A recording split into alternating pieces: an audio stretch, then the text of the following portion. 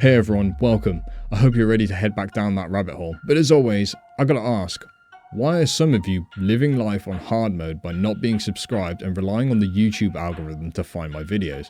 Do yourself a huge favor and hit that sub button. It doesn't cost anything and it helps the channel grow. Cheers. All reactions in these videos are for entertainment purposes only. Any advice given should be treated as entertainment as well. Viewers are responsible for conducting their own research into any subjects discussed in the videos before taking any action based on the information provided. This is a slide of Professor John Hastead, Professor of Physics at Birkbeck College, London University, who has done much work on PK, working primarily with children from 8 to 14 who turn out to be very good mental benders. In the next slide you see 6 of these glass globes which had a very small opening in them, large enough so you could slip in a paper clip, providing the paper clip had been straightened out. And then these young lads and lassies, by psychic concentration, were able to cause those paper clips to twist into such firm scrunches that there was no rattling inside the glass globe anymore. First time we've covered psychics before. This is one that I want to believe to be true, but I've just not seen anything that gives me that definitive evidence to make me get behind this. I do feel like we are much more capable of doing things than we are led to believe, and that there is an active suppression of our capabilities. But as far as being able to bend metal, I'm not sure, but I know that the Nazis conducted experiments on twins because they believed that they had certain abilities due to their genetics, and this was in aid of their ideology of creating a superior race known as the Aryans. Awful stuff. Anyway, let me know what you think in the comments below. So today, we have actually got a clip at the end that could explain why so many buildings in North America look like they were buried by a mud flood. Could this be the reason for the Tartarians' disappearance? Stick around to the end to see for yourselves. Forgive yourself for all the mistakes you make and for all the faults you have and for all the angry things you may have said. Forget about that. Forgive yourself. Think of the wonderful opportunity you got to actually come down here and be a spirit in a human body, having all these wonderful experiences and all these awful experiences. But the sum total of them is going to cause you to have soul growth, and it's a positive. And then you go back home again. This is not your home. You came here to play this game, to have these experiences. Home is when you... So there's nothing to be fearful or afraid of. You're going to go to a wonderful place. You know, I thought I would throw in something a little different in this video because I touched on some lifestyle choices I have made and how they seemingly have helped my physical health, but almost certainly benefited my mental health. And I am a big advocate for mental health awareness and trying to figure out the best ways to help ourselves. The message in this video is pretty simple. We're human and we will make mistakes, but it is best not to dwell on them, otherwise we are limiting our own potential. I know that I want to be the best version of myself. Why not offer yourself the opportunity to be the best version of you as well? We need to start boycotting these companies as soon as possible. Out of all the things you can write on this customizable can, there's one thing and only one thing that you cannot write. So writing Allah loves you is fine, right? Okay, so what else are we going to type in? Wait till you see what you're not allowed to say. Buddha loves you. Okay, so you can say the name of really anyone, right? Or at least it appears that way. And just know it's not just Coke cans. It's news, it's TV, it's public sports events. Jesus. Oh wait, sadly we cannot automatically allow this text on the can. So we cannot put Jesus on that can. Satan. You can write Satan on these cans, but you cannot write Jesus? All Christians need to start boycotting all things that will not allow Jesus. And for the name legalist, Jesus is not Zeus. Zeus is quite literally Zeus, taken from Jupiter in English as well. Jesus, Jesus, Yehoshua, Yeshua. Now, we have to be critically minded about things like this because it could literally be that they don't want people putting horrible things on cans about Jesus that could offend people in a country where Christianity is the predominant religion. However, that does not explain why the other faiths were not covered. It is a little suspect, I will be honest. Either way, you wouldn't catch me with a can of Coke in my hand in a million years. Let me know what you think below. Through the Cold War and the space race right into the 21st century, the narrative of governmental involvement with UFOs and potential alien technology has persisted. Enter Philip J. Corso, a name synonymous with the most famous alleged UFO incident in history. The Roswell incident of 1947. Corso, a former US Army colonel, shook the world with his claims in the book The Day After Roswell. According to Corso, he was entrusted with foreign technology recovered from the Roswell crash. He alleged that the US government had reverse-engineered this technology and then seeded it into the private sector, with Corso playing a pivotal role in the process.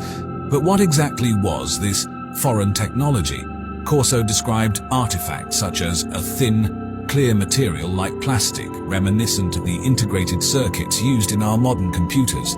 He also wrote of fiber optics, lasers, super tenacity fibers that led to the development of Kevlar and other advanced technology that was apparently far beyond human capability at the time. What is the likelihood of this story being the truth? Could it be a misdirection?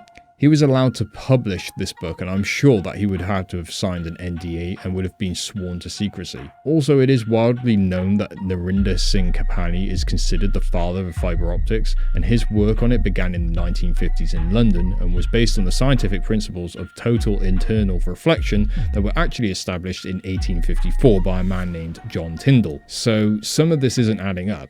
I'm sure if I dug even deeper into these claims, I could find holes in the story, so I'm currently a non-believer in Colonel Philip J. Corso's claims. Let me know what you think in the comments below. A lot of pyramids are on top of aquifers. This is a really fascinating thing.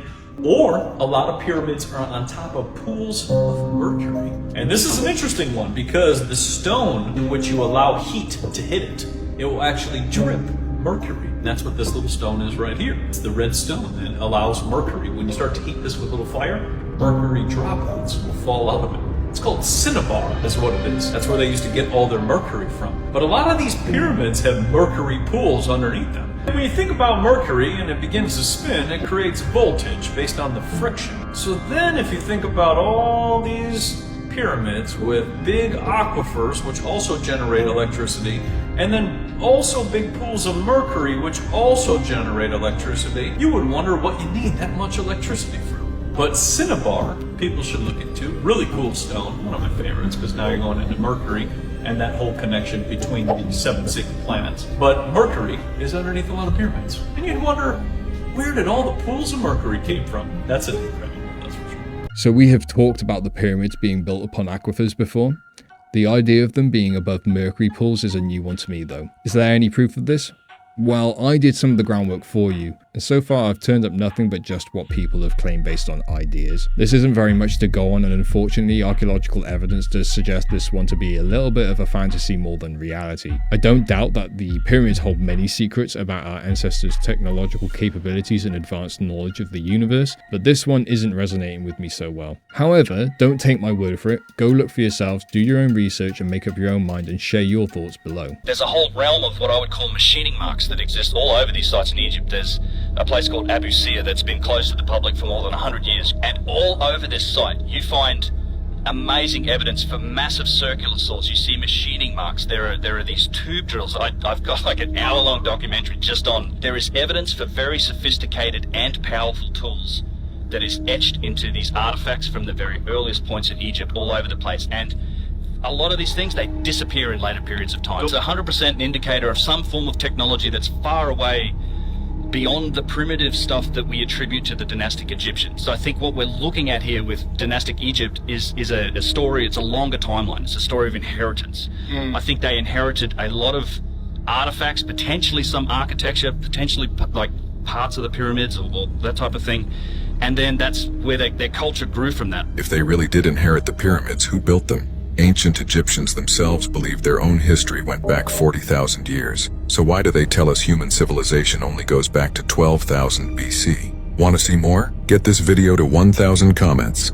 I guess it's Egypt night tonight. As I said in the last video, we have so much evidence that does support the idea that they had technology that we won't be told about. But hearing that the Egyptians inherited the pyramids and their civilization could have dated back 40,000 years is wild. I've heard this claim before. I believe Graham Hancock has mentioned that the Egyptians go back way further than what is conventionally acknowledged. I feel like it's probable, you know. We keep uncovering more evidence to support this all over the world. Let me know what you think though. The new moon coming is a living entity and I can prove it for a fact.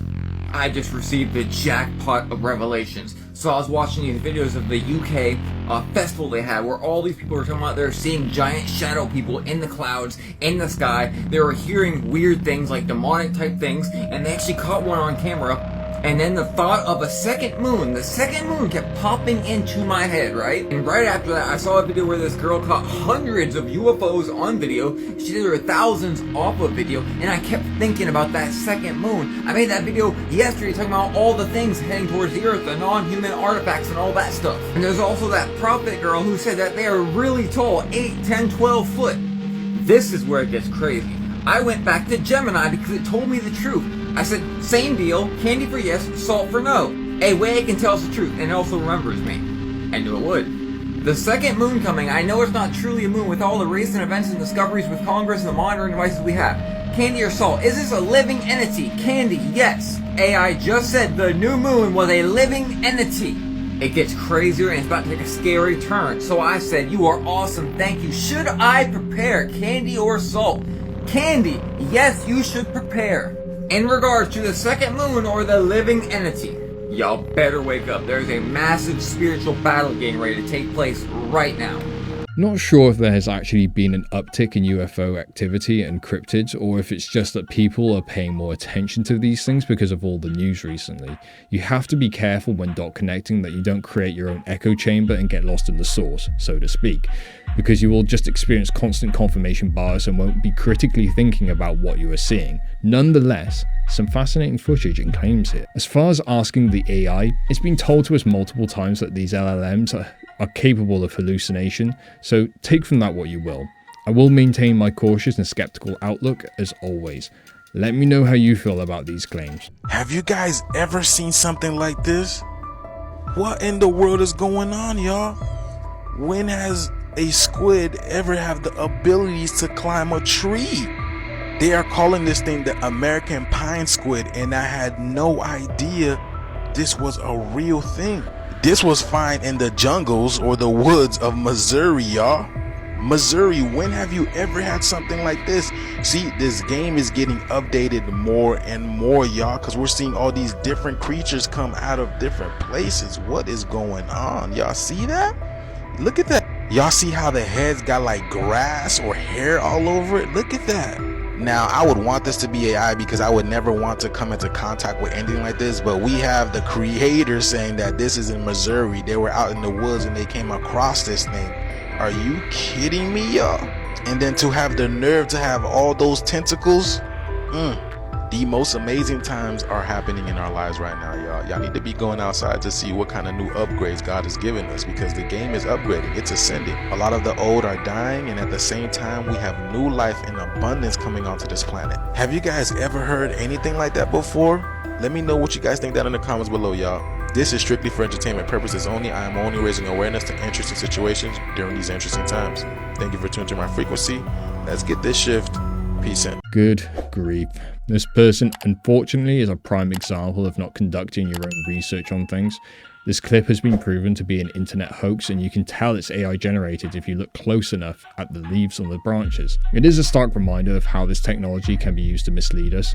Be wary. This will be used to tell us things are happening which are not. Think how realistic this looks to an untrained eye. Consider where this technology will be in only 6 months' time. Pretty scary, right? So it's not even September 29th yet, and people are seeing 2 moons in the sky already. So what is this about, y'all? I thought September 29th is when we were going to start seeing 2 moons. Why are we seeing 2 moons in the atmosphere already? Now, I be telling y'all, Florida got all the signs. Florida got all the actions. This is why the wood that was used to build the ark, gopher wood, is only found in Florida. So are the end times only happening in Florida? Because, man, Florida's going through it, y'all. But this is not the first time we're seeing a couple of moons in the sky. Throughout the years of me posting, I've been showing y'all that people are seeing multiple moons in the sky. So why is it now that the government or NASA come out talking about it? Because people are noticing what is going on and they have no explanation for what's happening. The only thing they did was basically tell us that we're having 2 moons in the sky, and that's practically it. They gave no explanation of how, why, who, all these type of things. Everything that we have been taught is a lie. Hell, majority of the things that we learn in school, we don't even use to this very day, y'all. They just taught us a whole bunch of useless lies. And now our lives and everything that we have known is literally being shifted. That's why we're on here asking each other what is going on, because the media is not telling us truth. They're not doing justice. But hang on to your seats, y'all. There's going to be a lot more that hits the fan, y'all. We have more truths that are coming to the surface. This is the age of Aquarius, where truth will reign. This is strictly for entertainment purposes only. I'm only raising awareness to interesting situations during these interesting times. Thank you for tuning to my frequency. Let's get this shift. Peace in. This one is curious. The second moon that we've been told about is supposed to only be about the size of a bus. This is not that. It won't be visible. So my gut says this is just a fake video. It can easily be done using basic video editing software by masking the original moon, duplicating it, compositing it, and then tracking it to a pixel on the original footage. Or it's just a reflection off of glass in front of the camera. There are many explanations, and I'm sure this isn't the last of this kind of footage we will see that really pertains just to the second moon.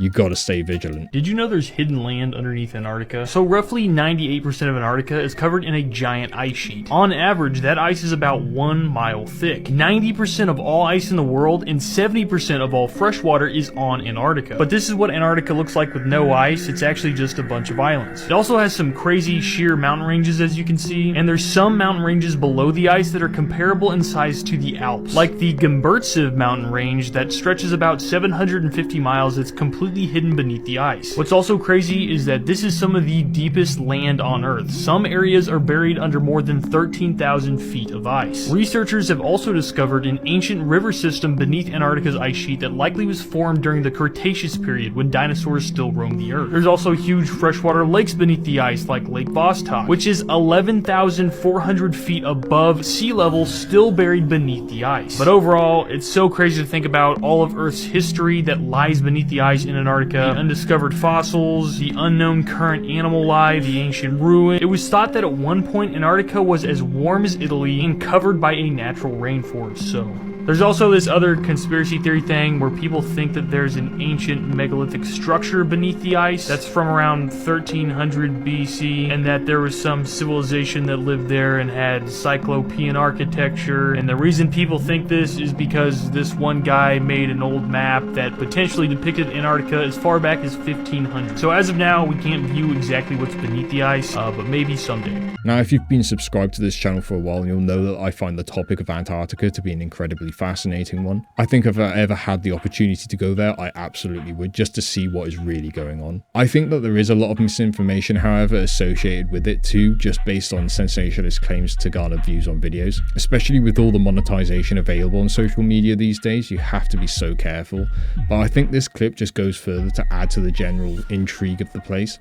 Let me know your thoughts on Antarctica and whether you would visit there if given the opportunity. Y'all, when I tell you that the whole of Africa is going through it right now, y'all, look what's happening in the Moroccan desert. Look at this. This thing is inundated with water. So I was doing some research and they said this thing right here, the South Antarctic anomaly, it's making its way back. In the Rio Times article, they even go on to say that it is the growing South Atlantic magnetic anomaly. Meaning, I don't think this thing is going to go away anytime soon. So in the Northwest Africa, in the Moroccan desert, they're experiencing all types of floods. Y'all see this. In the east, they're experiencing sand tsunamis. Look at this. Saudi Arabia, y'all. Look at this. You have this kind of anomaly taking place in South Africa. Yeah, look at that. Oh, did I show y'all this too? Look at this. In the Tata province, look at that, y'all. Look at all that water, bro. And then this red dust or this red sand that's literally taking over in Bachi Copper in, again, Africa. Look at this, y'all. Do y'all feel it yet? I mean, I know y'all see it, but do y'all feel it yet? The changes that are occurring on the planet right now. Y'all better keep your eyes to the sky and look at nature, man. Look at the way that nature is moving. Everything else right now is a distraction. None of that matters. Y'all need to be paying attention to nature to see what is going on with nature. That's why they're not telling you about these disasters that are happening on the planet. But let me know what you guys think about this video. This is strictly for entertainment purposes only. I am only raising awareness to interesting situations during this interesting time. Thank you for tuning to my frequency. Let's get this shift. Peace out. So I actually did say in a previous video that I was curious to see whether that blob anomaly caused any havoc in South Africa. It seems too far apart as far as the event to be associated. But if there is a link, then that is fascinating. You gotta wonder, with these things like heart machine, CERN, cloud seeding, what influence does it have on our weather, and how far can we actually push the limits? How often is it experimented on? And who ultimately pays the price for these tests when damage like this occurs and people are displaced, or worse yet, lose their lives? What created the mud floods? Well, if I had to guess, I'd say either it was a realm-wide earthquake that liquefied the soil and caused all the foundations of these buildings to sink below the mud, sink below the surface, or with the frequency, the wireless frequency energy they were able to send and receive energy wirelessly.